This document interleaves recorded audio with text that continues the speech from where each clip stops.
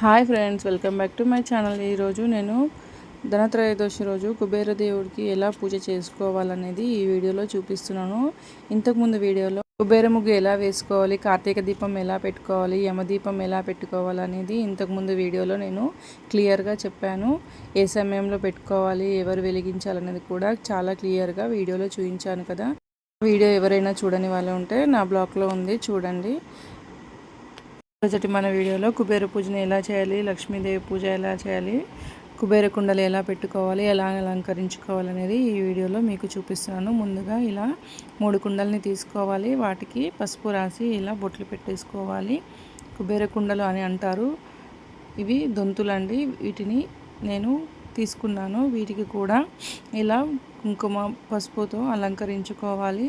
వీటిలో అన్ని సామాగ్రులు నింపుకొని మనము కుబేర దేవుడికి ఇలా పెట్టుకోవాలి. 3 కుండల్లో ఫస్ట్ పసుపు, కుంకుమ, కొంచెం కర్పూరం వేసుకొని పెట్టుకోవాలి.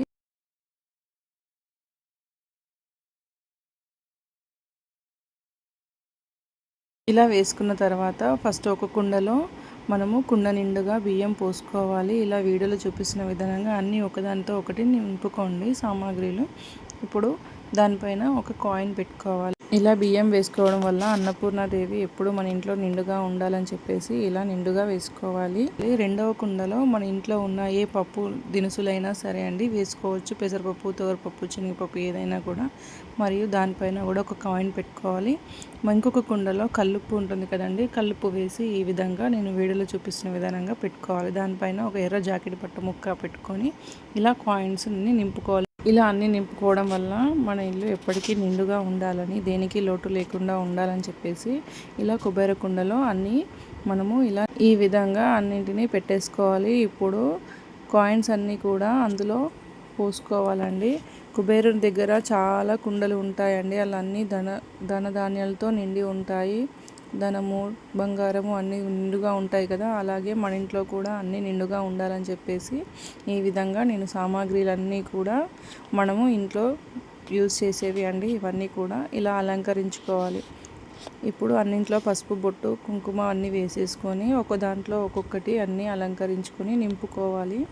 ఫస్ట్ పెద్ద కుండలో మనము బియ్యం పోసుకోవాలండి. ఈ విధంగా నిండుగా ఉండాలి అన్నీ. ఇలా అన్నీ కూడా నిండుగా వేసుకున్న తర్వాత దీనిపైన కూడా ప్రతి ఒక్క కుండ పైన కాయిన్ అనేది పెట్టుకోవాలి. చూడండి, నేను వీడియోలో చూపిస్తున్న విధానంగా అన్నీ నింపుకోవాలి.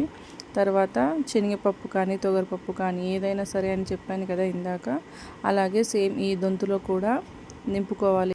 ఇప్పుడు చిన్న దాంట్లో ఇలాచీ, లవంగాలు అనేది కూడా నేను వేస్తున్నాను. ఇలాచీలు అనేది లక్ష్మీదేవికి చాలా ఇష్టం అండి. దీన్ని మాలగా కూడా కూర్చి లక్ష్మీదేవికి వేస్తారు. చూడండి, ఈ విధంగా మూత పెట్టేసుకోవాలి.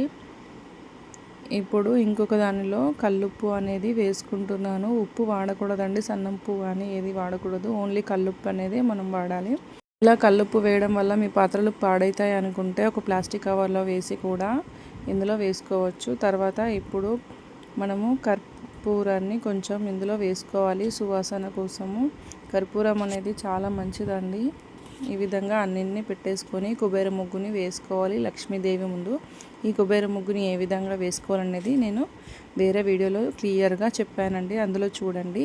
కుబేర ముగ్గుని ఇలా వేసుకున్న తర్వాత కాయిన్స్ అన్నింటినీ కూడా ఒక్కొక్క బ్లాక్లో ఒక్కొక్క కాయిన్ పెట్టేసి దానిపైన పువ్వులతో పెట్టేసుకొని అలంకరించుకోవాలి. ఈ దొంతుల్లో మనం వెండి, బంగారం వస్తువులు కూడా వేసి ఇలా కుబేర కుండని నింపుకోవచ్చండి. నేను చిన్న నల్ల పూసల దండ వేసుకొని ఇలా పెట్టేసుకున్నాను. ఫస్ట్ వీడియోలో చూపించడం మర్చిపోయాను.